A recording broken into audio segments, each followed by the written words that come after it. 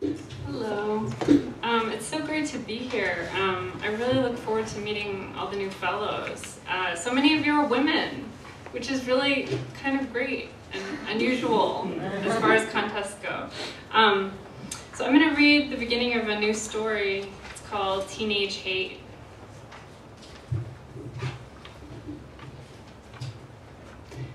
Joan and Dennis were lying in bed. It was late, but the lamp on Joan's side was still on. She wouldn't turn it off. She had been talking about their daughter all evening. She said she hated me, Joan said. They all say that, Dennis said. But do they really? Yes. And it's not just me. Cindy hates everything, Joan said. Teenagers are mean, Dennis said. They need to be. It's the first interpretation of seriousness. Neither spoke for a few seconds. What is it? Dennis asked. I'm just thinking about what you said. I think you might be right. Oh, I am. In the morning, Joan made pancakes and Dennis made coffee. Then they sat together, sipping from their mugs. Under the table, a cat careened into Joan's shin and slid away, purring wildly.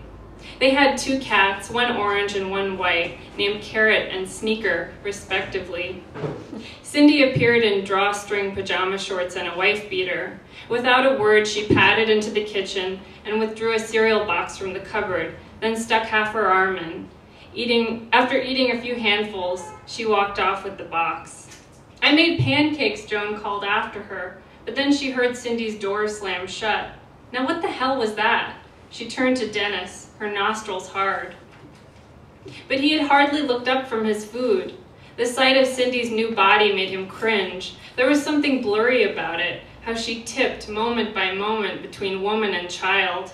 Cindy was so beautiful, almost too beautiful. While Dennis looked away, the whole neighborhood was peeping. Now that she was 15, it had only gotten worse. It seemed no glance in Cindy's direction did not attach itself to her as she moved through a room or down a hallway or across a street. As a result, she stayed home a lot, playing the same pop songs over and over until she hated them. It was summer and she had no desire to go to camp or spend time with any of her friends. Generally, she looked tired because she was tired of marshaling the world's love for her. I don't think she's eating enough, Joan said. She lives on diet soda. These teenage girls, they're like automatons. They'll eat anything that does nothing. She caught his eye. You think I'm controlling, but I'm not. He made a neat cut in his pancakes. You can't conduct this conversation with yourself in front of me. Joan had to laugh at that. She tucked a slice of butter under her top pancake and licked the excess off her knife. I had to eat at the table when I was a kid. If I had behaved like her, my mom would have smacked me so hard. Yes, well, my mother smacked me no matter how I behaved, he said, with authority. We don't have to demonstrate the abuse we experienced. Joan softened. You're a lovely man, she said. When Dennis went to work, Joan washed the dishes and cleaned the kitchen. Then she walked to Cindy's door and knocked. What? Came the voice of the beautiful demon on the other side. Joan strode right in with a cheery show of confidence that made her daughter tense. Cindy distrusted her mother's smile. In fact, the merriness of all middle-aged women felt particularly fraudulent to her. They all seemed dimly demonic with their tight grins and burning coal eyes. They were jealous, of course, and it made her lonely. It filled her with hate.